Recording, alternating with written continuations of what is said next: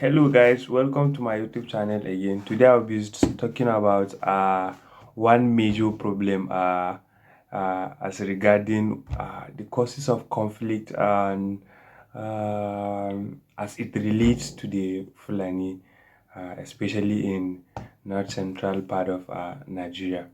Now, just like I said earlier, the Fulani oligarchy system is real.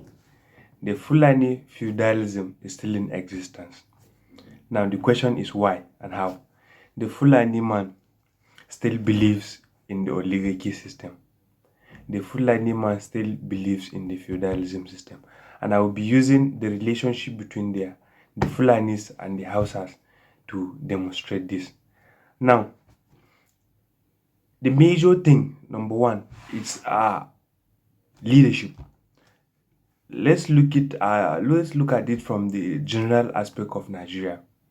Since the history of Nigeria's presidency, though there has been history has it that no Hausa man has ever ruled Nigeria or lead Nigeria, rather.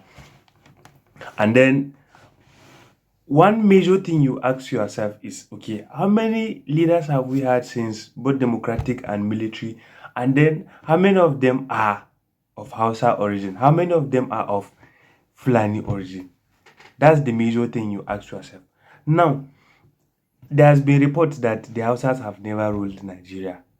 Recently, Gimba Kankada and other historians came out debunked the idea, citing Abdusalam Abubakar and Babangida as examples of Hausa people that have ruled Nigeria. Now, let's trace this back.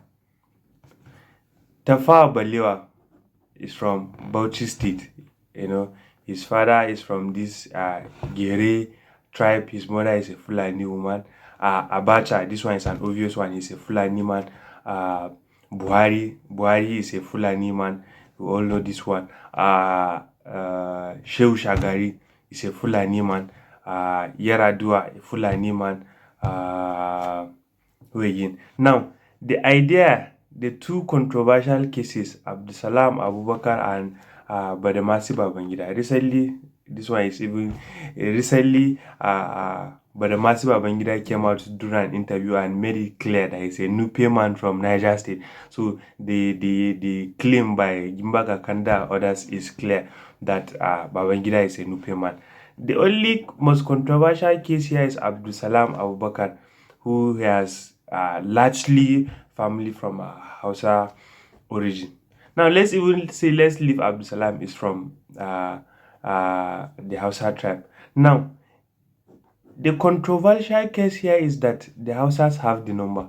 Yes, of course they have the number. They are the most populated people in Nigeria. What happened? Is the number not working? Are they not voting? Do they not have the right to rule Nigeria? That's a very fundamental question you need to raise.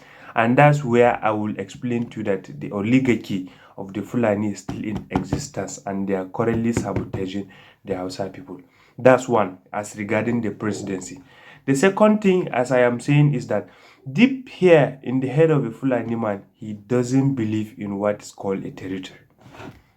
They are non-territorial in nature. That's why they easily cross borders from Nigeria, Cameroon, Niger, Libya, Somalia, and all other nations. They don't believe in modern state territory. This is a very fundamental problem and a security threat to the modern state. And then deep down, as I said, it is that oligarchy system. That's the second point. That this problem of territory, they do not recognize that, okay, this is a state, that is a country here in this context. And then in this country, this is a region. No, they do not recognize that. The only thing they know is that they want to move from one place to another. And the modern system doesn't work like that. The modern state system does not work like that. The third thing I will talk about is the caste system. Do you know that the Hausa people in relations to the Fulani are seen as inferior? Since the Fulani people conquered the northern territory, they often and always regard the Hausa people as subordinate to them. So this caste system is in existence and the Hausa people are being sabotaged, are being made inferior in this case. The second thing, the fourth thing I will say is since they conquered the northern region, that's the Fulani, since they conquered the northern region, they still have the belief that all northern part of Nigeria belongs to them and they reserve the right to rule those areas. That's a very fundamental problem and is still in existence. The next thing I will talk about is language. As regards to the Hausa language, the Fulani man can easily understand the Hausa language, learn it and everything and blend it. But it's very difficult. It's rare for you to see a Hausa man learning Fulfulde. It's a problem. Now, the problem of slaves is still in existence. That's the next thing. Slaves. Up to date, the Fulani people recruit the Hausa people into what they call yaran kiwo. That is the child that helps them rear. They treat that child as a slave. That's the truth of the case. You rear the animal for almost 5 years, and at the end of the day, you only end up having one cow. They have thousands and thousands of cows. You serve them for more than 5 years, for more than 5 to 10 years sometimes, and then at the end of the day they will give you one cow or two. That's slavery. Whether you like it or not, it's slavery and it's still in existence, and these people still believe in that system. The next thing I will speak about is religion.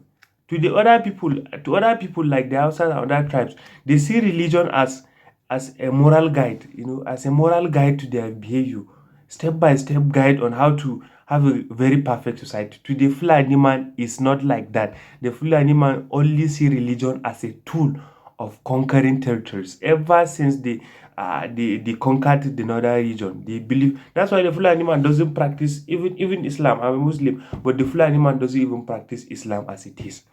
The only ones that can practice Islam as it's supposed to be practiced are those who even live in the cities. But the typical Fulani man who rears animal doesn't care. Then the next thing I will speak about is marriage. It's easy for the Fulani man to marry a Hausa woman, but trust me, my guy, it's very difficult for a non-Fulani person to marry a Fulani woman. This is the case. It's all over. Anybody who knows it, will testify to this. And if you end up marrying somebody who is outside the Fulani tribe, they regard you as an outcast.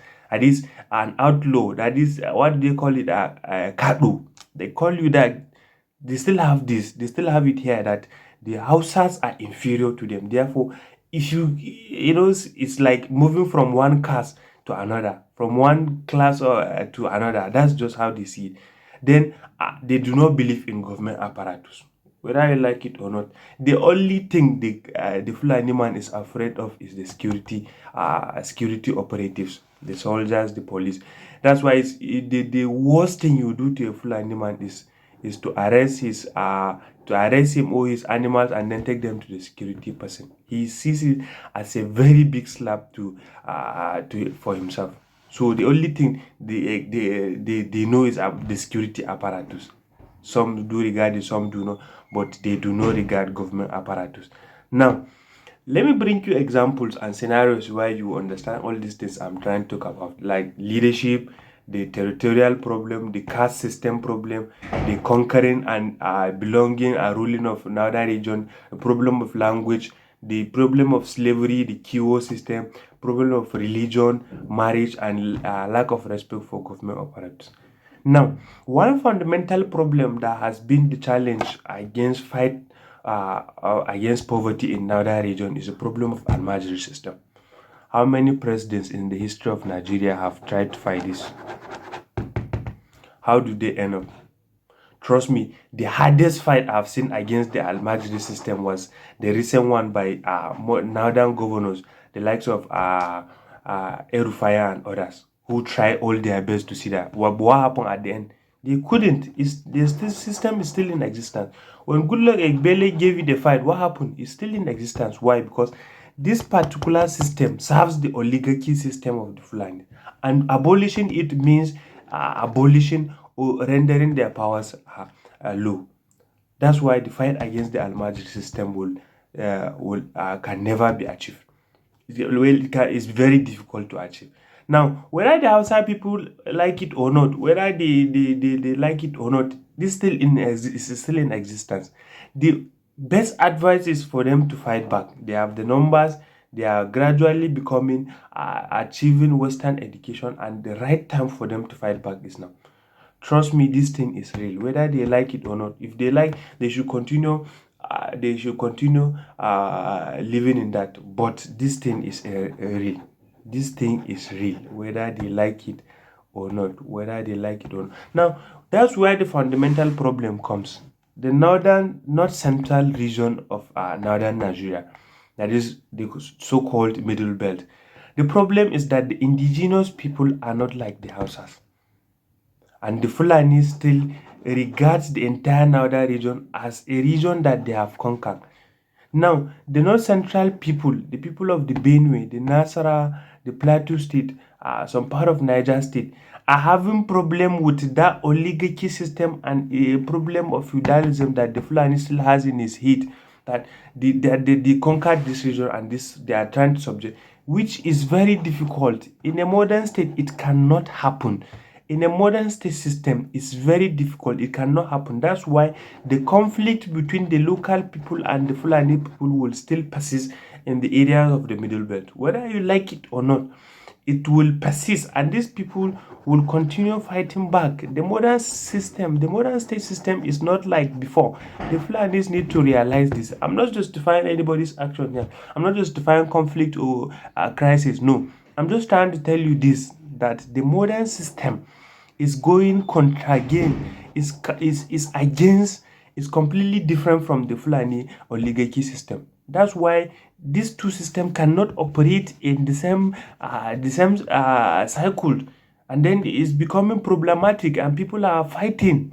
That's centrally the problem. And then before the indigenous people are subjected to choose either between their brothers who are of ethnic origin and nationality to them, who to go to choose religion.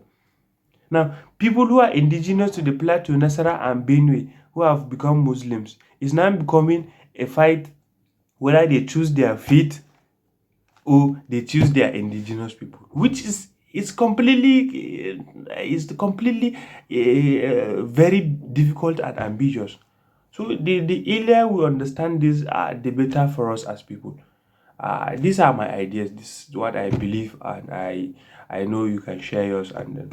But this thing I believe, sadly, I'll be dropping other videos as regards to these keys and other contemporary issues. Don't forget to like, share, and subscribe to my channel. Thank you very much.